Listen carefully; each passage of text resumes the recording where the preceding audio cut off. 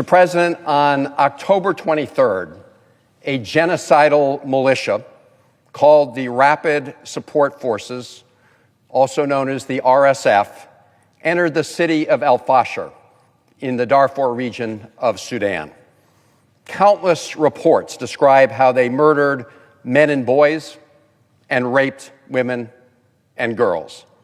Credible reports indicated that RSF fighters entered a maternity hospital and slaughtered 460 people, doctors, nurses, patients, and their loved ones. They turned the city into a killing field, going house to house, rounding up people to torture and murder because of their ethnicity. RSF forces entered a shelter for displaced people near Al Fasher University and raped at least 25 women at gunpoint. Over 100,000 survivors have fled the city, making it out, trying to take the roads, but the RSF has targeted those who try to escape.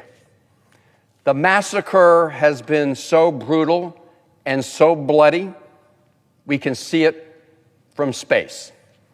The Yale Humanitarian Research Lab has flagged satellite photos that appear to show incidents of mass killings with dozens of unarmed people lying dead and sand stained with blood. In late October, the same Yale lab was told that more than 10,000 people were killed in 3 days. Human rights groups also report that hundreds of unaccompanied children, some carrying babies, have fled El Fasher to other Sudanese towns seeking to escape the violence. Mr. President, sadly, we've seen this story before because the RSF have a horrible history and lineage.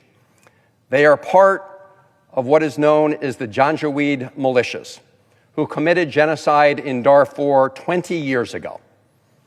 And they want to continue the Janjaweed's genocidal mission of eliminating other ethnic groups. I do want to salute the journalists and human rights analysts who are working to expose these terrible truths. But it's up to us as to what we do with that truth. And the truth is, this could have been prevented. We had warning, and we could have done more to stop it, and we can still do more now to stop the ongoing genocide. El Fasher was under siege for 18 months. The civil war in Sudan has been raging for 2.5 years. More than 150,000 people have died, and approximately 14 million have been displaced in Sudan, marking the largest and fastest displacement crisis in the world. Earlier this year, at the beginning of his administration, Donald Trump gutted USAID and suddenly cut off our humanitarian aid to Sudan.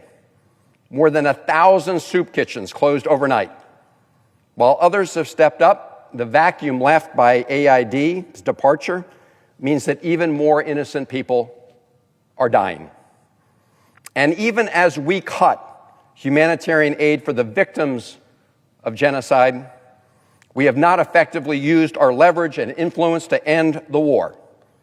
Because throughout this conflict, we, the United States, have continued to send weapons to the United Arab Emirates, the UAE, who we know are arming the murderous RSF.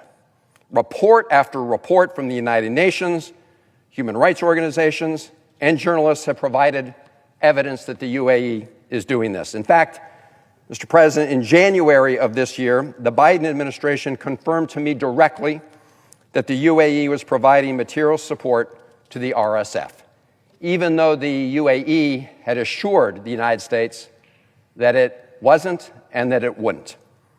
So this is not a question for debate. And in fact, if the UAE is not supplying the RSF with weapons, then they should have no concerns about this legislation. And around the same time that I heard from the Biden administration about the UAE supplying the RSF, the U.S. government concluded what is clear from plain sight, that the RSF and their allied militias are committing genocide in Darfur. According to the State Department's assessment, and I quote, "The RSF and allied militias have systematically murdered men and boys, even infants, on an ethnic basis, and deliberately targeted women and girls from certain ethnic groups for rape and other forms of brutal sexual violence.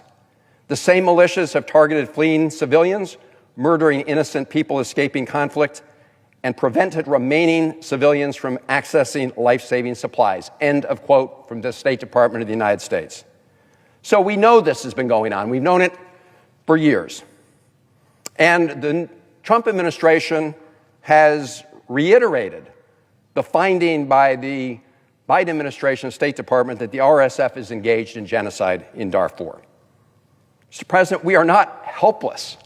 We are not innocent bystanders in the face of these unspeakable crimes. We have leverage. We just need the political will to use it. And I should say, Mr. President, we recognize that the RSF is not the only party to this conflict in Sudan. The State Department has determined that the Sudanese armed forces, known as the SAF, have also committed atrocities throughout this war. And there are also other external actors fueling the war in Sudan, including countries like Turkey, Egypt, Iran, Russia, and others. I commend the U.S. mediators who've been trying to bring peace to the region, both in the previous administration and now. But at the same time, we've got to recognize, after 2.5 years and after all the bloodshed and the ongoing genocide, that talk is not enough, that we have to use at least the leverage we have and use our influence more effectively when it comes to the UAE and its arming of the RSF. I would gladly work with my colleagues across the aisle to say that the United States should not be supplying U.S. military assistance to any country that is fueling the ongoing war and genocide. But surely we can agree that we should begin by not providing weapons to a country that is in turn fueling a genocide, what we've determined is a genocide in Darfur. And I should say, Mr. President, that Secretary Rubio, during his confirmation hearing for Secretary of State, was asked about this very issue. And here's what he said, and I quote, "We need to raise the fact that they," referring to the UAE, "are openly supporting an entity that is carrying out a genocide," end quote. That was Secretary Rubio nominee. But I asked the Secretary, and I asked the President, I asked my colleagues, if we agree that there's a genocide going on, and we agree that it's being committed by the RSF, shouldn't we agree that we should at least pause the transfer of weapons to the UAE, which is fueling the genocide in Darfur? And why haven't we done that? Well, Mr. President, Donald Trump visited the UAE over the summer. Instead of demanding accountability for their role in the genocide in Darfur, he gave away the crown jewels of American AI. And many of our most sophisticated chips were promised to the UAE. In return, a UAE-backed firm gave the Trump family's newly launched stablecoin business a $2 billion boost. And it was just days before President Trump visited the UAE that the administration greenlit the sale of $1.4 billion of arms to the UAE. What about the genocide they were fueling in Darfur? Did he say anything about that? It doesn't seem that he raised those issues during his visit to the UAE. In fact, President Trump said just yesterday in a speech that Sudan was, quote, "not on my charts," unquote, until the Saudi crown prince brought it to his attention. Really? Really, President Trump? This has been going on for 2.5 years. You've been sending military assistance to the UAE that in turn is fueling the RSF's murderous rage in Darfur. And it just wasn't on the president's charts until yesterday. What was on his charts was all the corrupt deals that were going down in the UAE. So, Mr. President, here are the facts. The UAE is aiding and abetting a genocide in Darfur. Meanwhile, the Trump administration has been providing highly sophisticated U.S. technology to the UAE, removed many of the safeguards that have been in place to prevent that technology from falling into China's hands, and shipping them advanced technology and deadly weapons, while a UAE state-owned company invested $2 billion in the Trump family's crypto scheme. Now, earlier this year, in the summer, Senator Murphy and I, along with colleagues, filed a joint resolution of disapproval to try to stop those weapon sales to the UAE, sending a message or trying to send a message that United States foreign policy could not be manipulated by corrupt bargains. Unfortunately, that effort failed. Mr. President, if we want to stop the ongoing horrors in Sudan, we need to begin by applying our leverage and stop the UAE from funneling weapons to the RSF. That's why I've been working for years during this conflict with Congresswoman Sarah Jacobs. We introduced a bill. It's called the Stand Up for Sudan Act. It would prohibit the United States from selling weapons to the UAE until the president certifies that the UAE is not arming the RSF. So if the UAE is really not doing this, they shouldn't have to worry about it because President Trump won't make that certification. And Mr. President, I acknowledge that the UAE is an important partner to the United States. But that doesn't mean that even with partners, we shouldn't use our leverage to stop them from fueling a genocide. I remember many days when Senator Rubio took to the floor of this Senate, and he talked about having an American foreign policy based on values and principles, on human rights, on self-determination.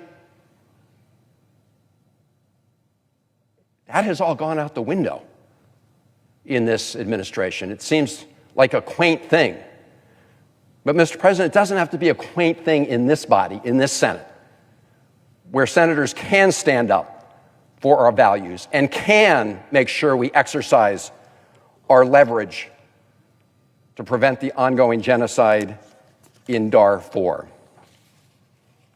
going to close with a story about an orphan boy in Sudan. He told the Norwegian Refugee Council in the New York Times that, quote, his parents and siblings were killed in a strike as they tried to flee El Fasher. On a broken foot, he wandered alone to the northern gates of the city until others who were fleeing put him on a truck to another city. Then he told reporters, quote, now I'm here alone. At night, I find places where people gather and sleep on the ground near them. I hope someone helps me. Mr. President, that boy needs our help. Thousands of innocent people need our help. And for goodness sakes, we could take one small step to exercise just some of our influence to end the ongoing genocide in Darfur. And that is by adopting the resolution that Congresswoman Jacobs and I have put forward. So, Mr. President, I ask unanimous consent that the Committee on Foreign Relations be discharged from further consideration of S-935 and the Senate proceed to its immediate consideration. Further, that the bill be considered read a third time and passed, and the motion to reconsider be considered made and laid upon the table.